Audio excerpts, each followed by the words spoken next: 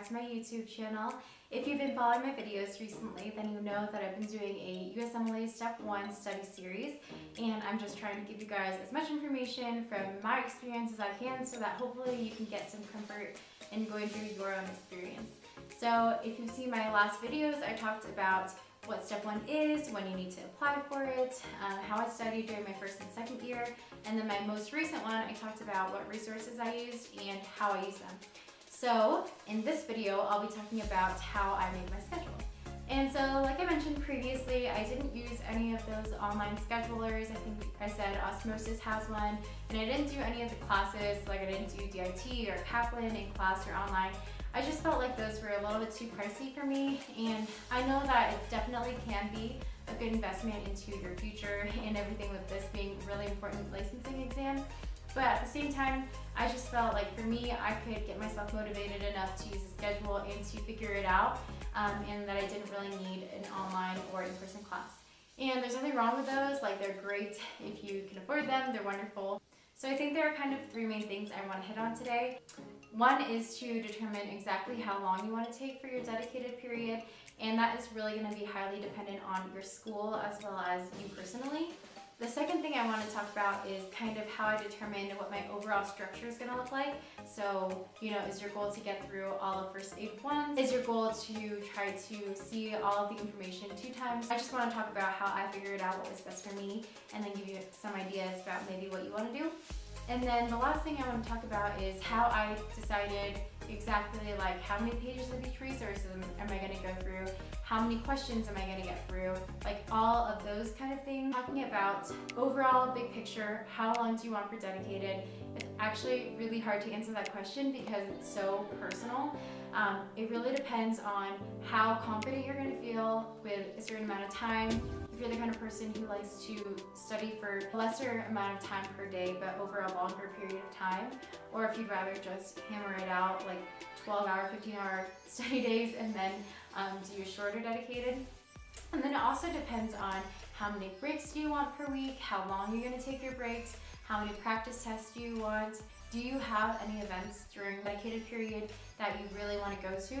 And so that can range from anything to a wedding, family reunion, to something school related. I actually did a poster competition through the American College of Physicians, and it was just like a regional Northern Nevada, Reno type competition, and I ended up winning it. And so I got invited to present it at the state level in Las Vegas, and then I presented it there and I actually won again. So I was invited to present my research at the national conference that was held in New Orleans. It all seemed really great, and I was really proud that my hard work was paying off and that I was getting this opportunity. But the only thing that was kind of rough was that the conference was during my dedicated period. And it was, I believe, like 2.5 weeks out from when my actual exam was. So I remember when I won the competition, I got really kind of stressed but also excited, and it was like a lot of mixed feelings. But then I talked to some upperclassmen and they said, hey, you know what? Dedicated and STEP is important, but so are research things and other extracurriculars. And if you go to this conference for 1 or 2 days, it's not going to kill you. I promise it's going to be okay. And so I just trusted them blindly. Like I just figured it was going to be fine, and as long as I planned it in my schedule, it wouldn't be an issue. It really was fine. Like I didn't feel any additional stress from going to that conference, and I really do think that if you plan these things far enough ahead, and you take that into account when you're trying to decide how long of a period you should take for studying, you can do anything really. So another really important thing to take into consideration is how much breaks you need. So I know some people that took an entire day every week off as a break, and that's totally fine, totally doable. Even if you're on like a 6-week program, I think you can do it for sure. I took 6 weeks, and I always assigned myself 1 day of catch up. So I literally didn't assign myself any questions, any pages from first aid, nothing. I assigned myself for that day. And I would spend that day to either catch up on stuff that I hadn't gone through for the week, which usually happened because I kind of like I think I overestimated how much I could do per day. But usually I could easily catch up in that 1 day and I wouldn't really be behind at all. And then the rest of the day I took as a break. And I'm kind of a workaholic, so I can easily overwork myself. And so I made it absolutely mandatory for myself to take at least half of the day off. Usually it'd be like the last half of the day, because if I started my day with a break, there was no way I was gonna want to study. So I'd use the morning to study and catch up. And then once I was caught up, I would stop. And even if I hadn't caught up by like noon usually, I would be like, all right, like this is my break day. I have to take it. By 12 o'clock noon, if I'm not done, whatever.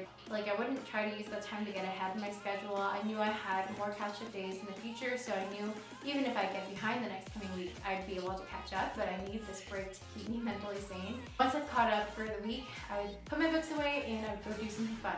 And so most of the time I would just spend with my boyfriend Ryan, because we decided that it was not best for us to study together. Some people study really well together, and we actually do a really good job of talking things through and giving each other really good ideas. But we just figured that for this exam it was more efficient for us to each study individually, and we were really on the same page for that, so it made it super easy.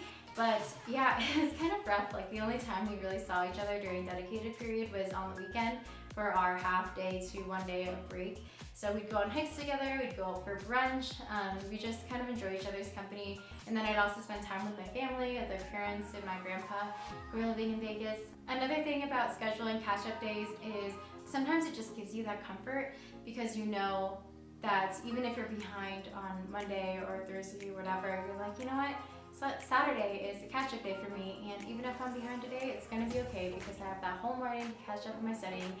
I wanted the comfort of knowing that I had time to catch up if I was falling behind. Those days are great too, because you can also use them for chores. So if you have to go grocery shopping or meal prep or whatever, like you have that half day. Or if something happens and you don't expect it to, for instance, if you get a flat tire, having the extra day will give you a little bit more security in the fact that, you know what, if I have to today off to go get my tire changed, then that's okay. I really liked having that comfort in the back of my mind. So personally, I had talked to a lot of upperclassmen, and I had asked them how long they took for dedicated and how long they thought was like the optimal amount of time.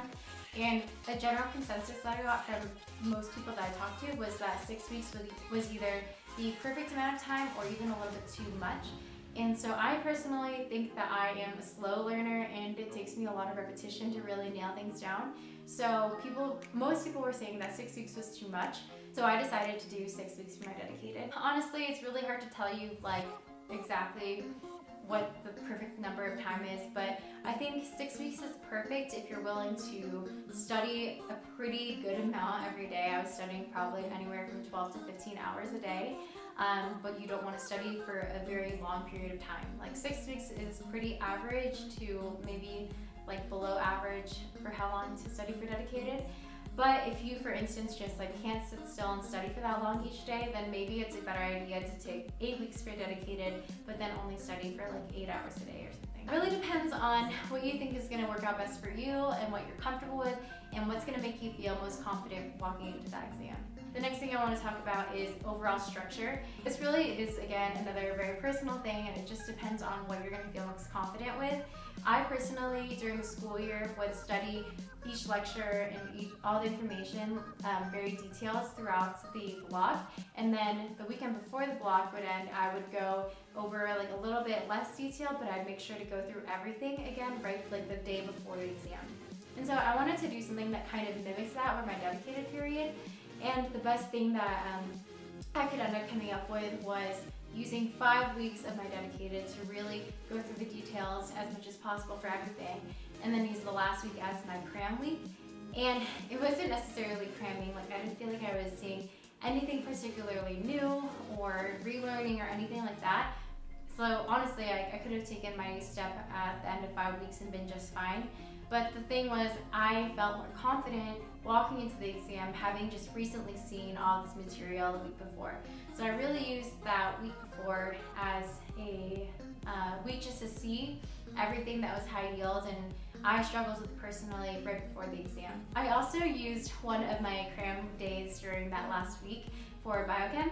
So this is kind of just like really random, but I suck at biochem, and I feel like biochem is really just so much memorization, and yeah, you have to think about the cycles and how they interact with each other, and like what happens if this enzyme doesn't work. Yeah, I get it, like you have to functionally think through those things. But at the end of the day, if you don't know what enzyme does this reaction, and you don't know what this cycle is and this end product is, then the chances are like you're not gonna do super hot. So I just figured that since there was so much memorization, I was just gonna save that for, I think, 2 days before I took the real exam. So literally I did not go through any biochem whatsoever until 2 days before my exam. And it's not like I had never seen biochem before. Like we had done biochem throughout our block systems in school, so I still already had like a pretty good understanding of a lot of metabolism, but I hadn't really memorized all the details or re-memorized all the details again until 2 days before my exam. And I think that was actually super effective. Like I was able to remember a lot of what I studied for the exam because it was so close to my exam when I studied it. And then like 2 days later, I like forgot everything. But ideally that's not how you want to study, but for biochem, that just was the only way for me to get through it, and that's what works for me. And I feel like that was really an effective way to do it, and I suggest that for anyone who struggles with biochem. I definitely think that one full day of biochem was enough to get through it. I didn't even use the entire day, probably just the morning hours of my studying I used for biochem, and then the afternoon it was kind of like solidifying some of the tougher biochem stuff. But really, yeah, one day of biochem is totally enough, and like I wouldn't stress too much early on studying biochem, because at least for me, it was like if I had studied it 5 weeks before, I wouldn't remember anything anyways. I just kind of left that to the last minute. Other than that, my big picture was 5 weeks of getting through everything as much detail as possible, 1 week of re-cramming all of the difficult stuff plus biochem. So I did organ systems, so I did like GI, endo, cardiovascular, renal, pulm, all that stuff. And that's how I broke down my study schedule. But I also wanted to be really mindful about like which organ system I did first and last. So the more memorization was required for the organ system, or the more difficult that organ system was for me personally, the closer I put it to my exam, because I felt like if I went into more detail really close to my exam, I would feel more confident in it. So just as an example, I felt that neuro required a lot of memorization for me, because yeah, you have to think through things functionally, but at the same time, it's like you have to memorize where that brain center is, and you have to memorize what that brain center does, and the name of that brain center doesn't exactly describe what it does. So I just felt like if there was a lot of memorization like that, then it would make sense to do it closer to my exam. For subjects that I felt were more functional, if it's something that you can really think through, if you know some basic stuff, I would do that earlier on. Endo was really like that. You don't have to memorize every single little thing. It's something that you just have to remember what this hormone does, and then you can figure out what symptoms that's gonna cause. And I felt the same way about like repro, and I felt like that kind of went with endo, so I kind of did those together. And then I felt that way about cardio, because cardiovascular system, we have all sorts of feedback mechanisms, and it was just really easy for me to functionally think through those kind of things. So yeah, earlier the better for those, and then the more memorization the better at the end. Even psych, for instance, it's like psych isn't necessarily the hardest thing to study for STEP, but it does require a lot of specific random memorization, like how many months do they have to have these symptoms before they're classified as this disorder. For anything that really required me to memorize things, I wanted to do it as close to the exam as possible. So that's how I kind of got an idea of my order that I wanted to do, and then I also had to figure out how many days per each system was I willing to dedicate. And for most systems, it was usually like 2 to 3 days by how many pages of first aid. That's kind of how I assigned each day. And then anything that I reviewed in my first aid, I would make sure that I covered that in all the other resources I was using. Pathoma and Sketchy, and I'll show you an example specifically in a second. I also had to schedule in my eWorld questions. And so basically I just saw how many unused questions I had, and then I wanted to finish it a week before my exam. So I just divided the number of questions by the number of days I had, and that kind of helped me figure out how many questions I had to get through.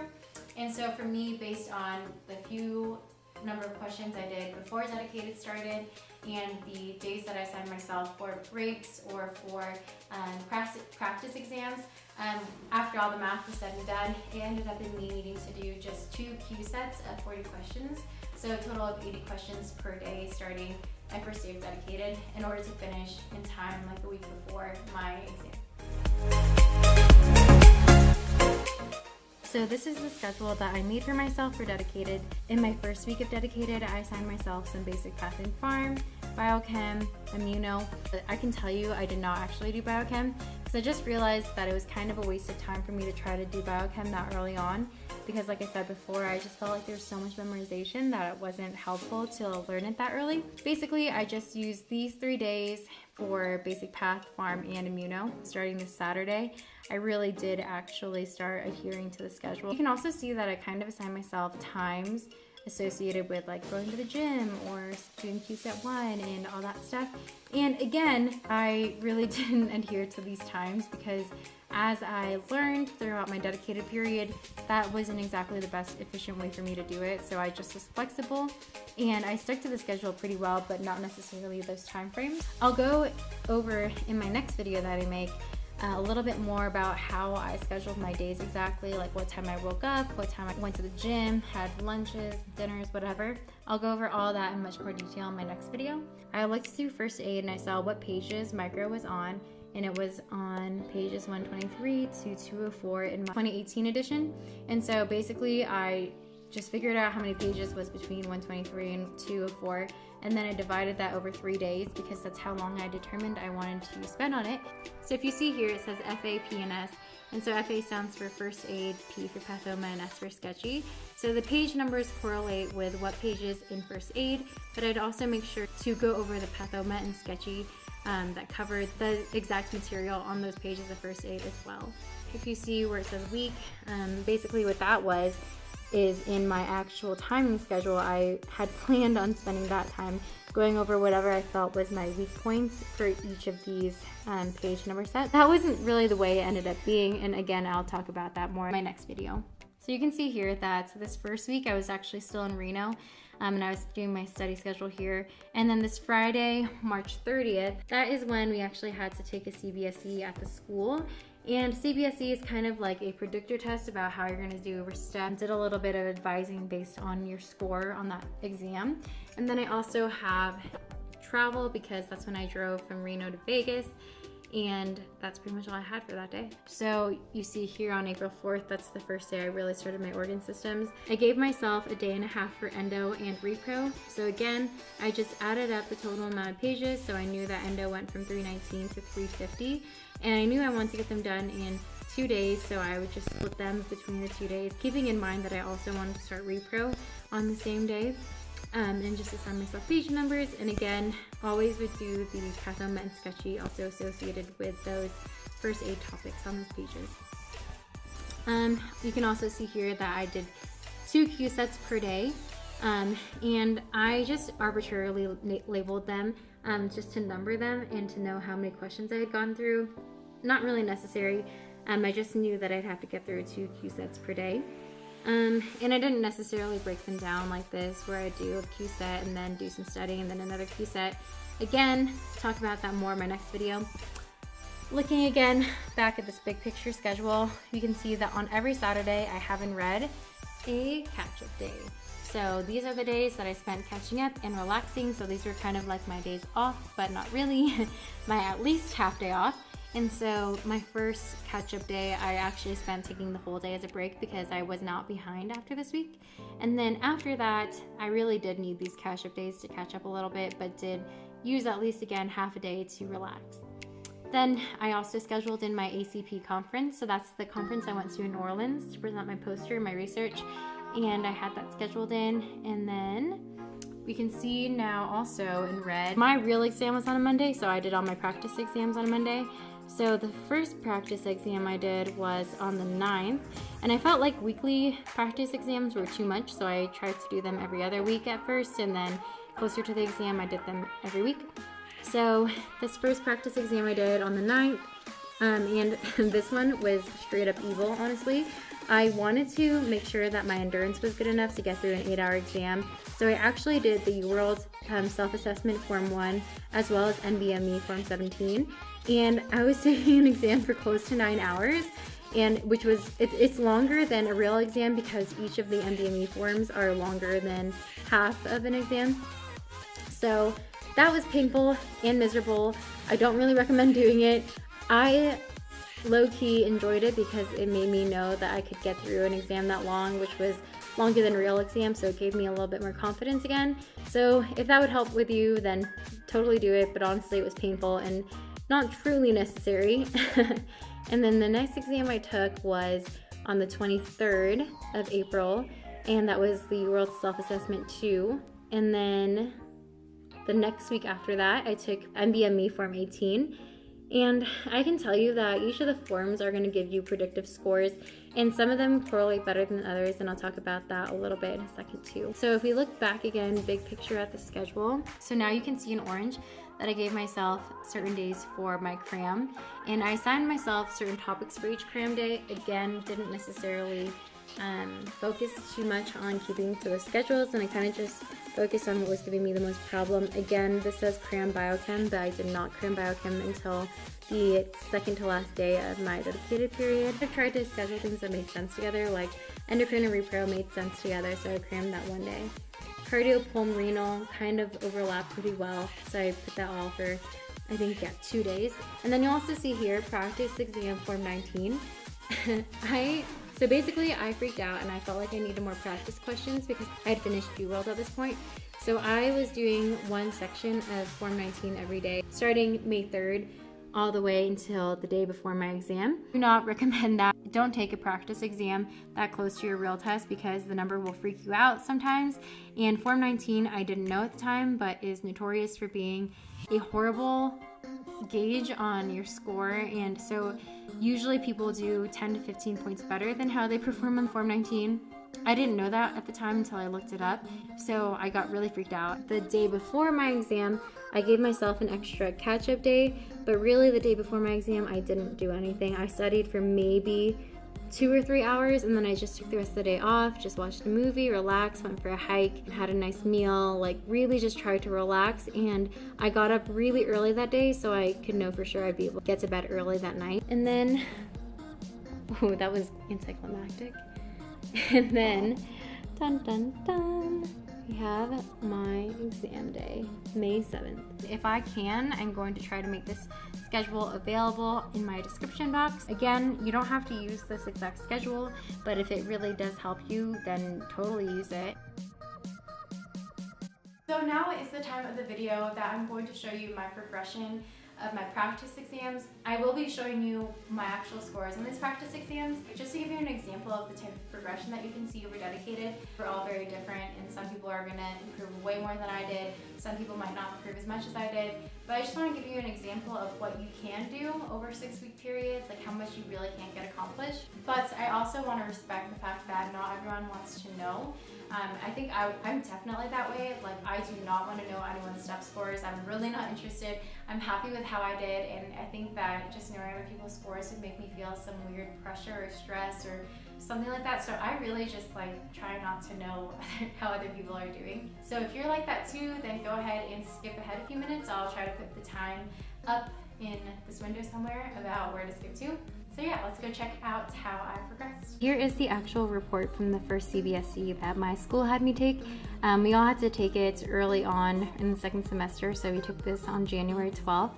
And so we still had a whole semester of school left, and dedicated was still kind of far away for us.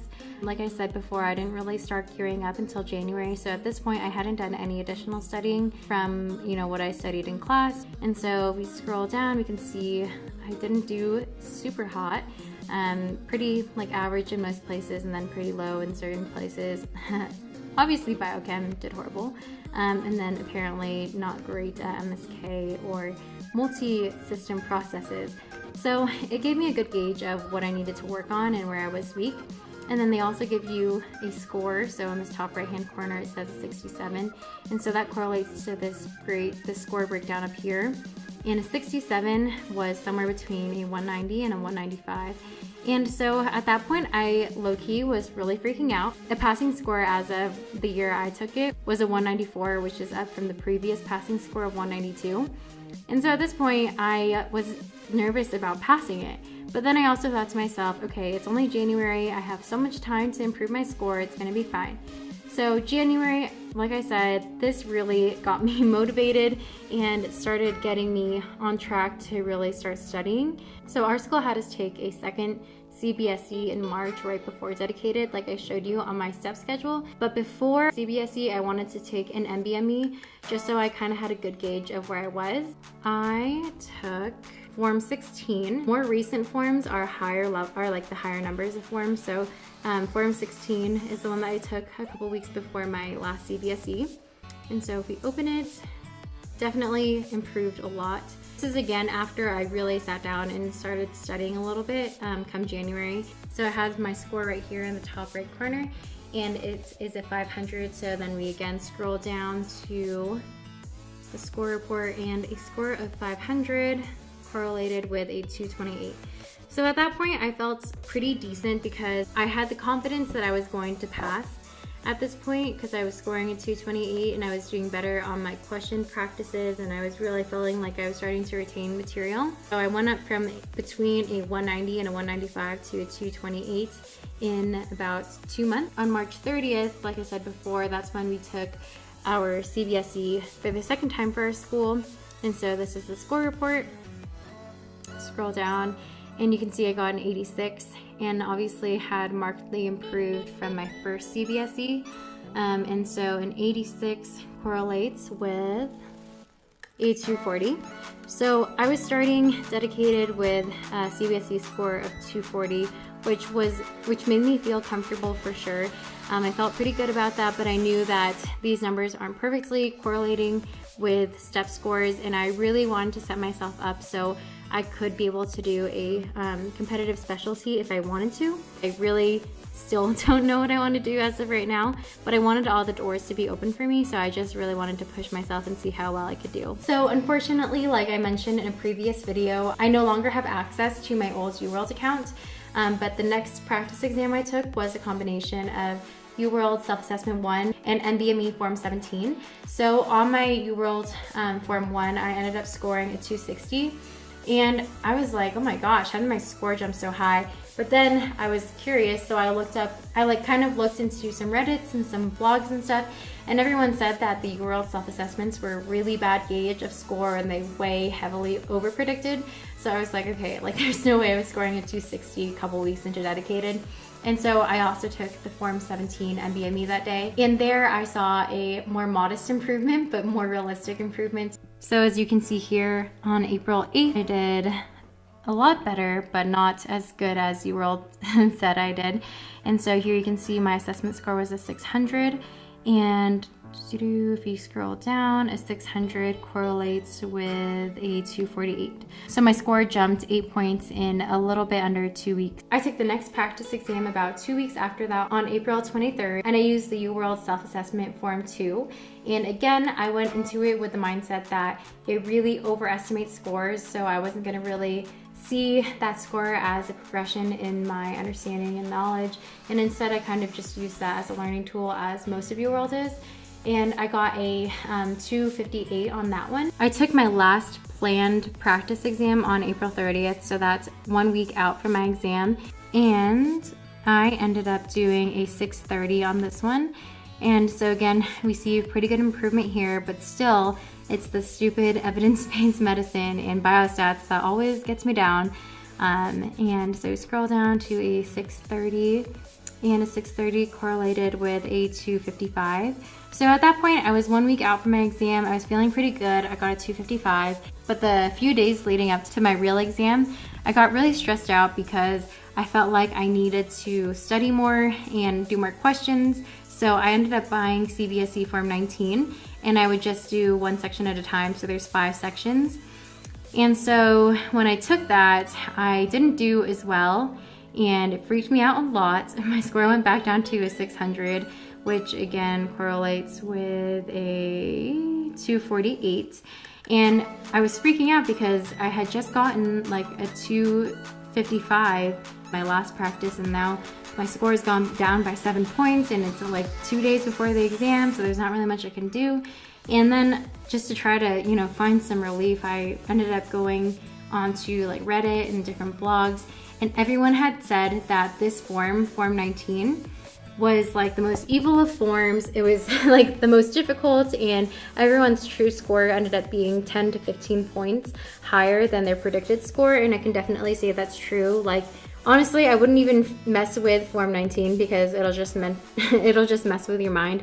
I felt like Forms 16 through 18 really gave me a good gauge of where I was, and I felt like I was able to track my progression well with them. But yeah, Form 19, I would advise just not doing it or doing it early on because it can mess with you mentally.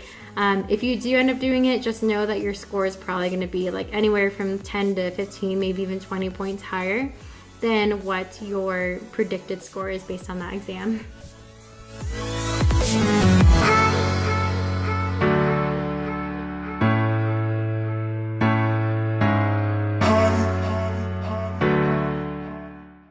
So I realized how confusing that was, jumping back and forth between different screens. So I thought I would make a little graphical representation of my improvement from when I took my first CBSE to my last practice NBME. Again, this is just my progression of practice exams. So the only things I didn't include in this graphical representation are my UWorld self-assessment scores because I felt like those were way off the radar. They didn't really gauge me well in terms of progression. So I didn't really think they were very informative. And then I also did not include the last NBME I did that was split up between multiple days, and also that a lot of people had said was not really a good indication of scoring. So you can see I took my first CBSE in January on the 12th, and that was the first one that our school had us take. And I got that score back, and I got between a 190 and a 195, which was potentially a not passing score because a 194 is the requirement for pass. And then when I took my own NBME on the 17th of March, my score had gone up to a 228. When I took the second CBSE that our school had us take on March 30th, I got 240. By April 9th, which is just a couple weeks after that, I ended up getting a 248. And then my last full practice exam that I did was on April 30th, and I got a 255 on that. So if you see big picture here, I was able to increase my score by 65 points in just 15 weeks. And keep in mind that 9 of those weeks were actually still spent in school, so I was still studying for my class exams and for other things I had going on at the time, doing research, doing other projects. And then it wasn't until March 30th that I started my dedicated period for 6 weeks and was able to improve my score from there as well. Just doing all the things that I had mentioned in this video and in the previous videos that I made. I didn't do anything special. It really just was time and focus and just the motivation to want to do well. So I really do think that this is a really good representation of how I was feeling and how I was performing on throughout my dedicated period and throughout the school year. And I think that if you feel pretty good and happy about your practice scores on NBMEs, then you probably won't be disappointed on your real exam. I will say that one difference is that NBME question difficulty and length was a lot shorter and easier compared to the real STEP exam. So I took my real exam May 7th, so that was a week after I scored a 255 on my last practice exam that I did. And I am not sharing my true score with you guys because I feel like that's something I want to keep personal, and I don't really want everyone knowing my score. I'm really happy with it, and I feel like I can pursue the career that I really want to do based on my score.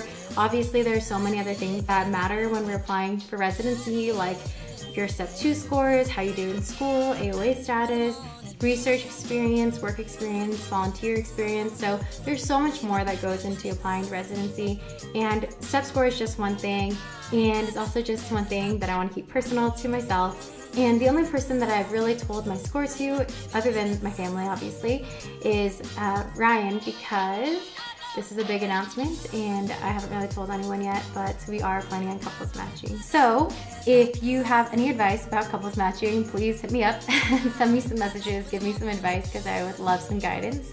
And if you liked this video, if you thought it was helpful, if you have more questions about what you can do during dedicated and how to schedule study periods, then please comment below, ask your questions, give me advice on how I can improve my videos, and I hope you like this video. And please subscribe to my channel because I will be uploading another video all about STEP next week. I'm going to be talking all about what a typical day during my dedicated period was really like.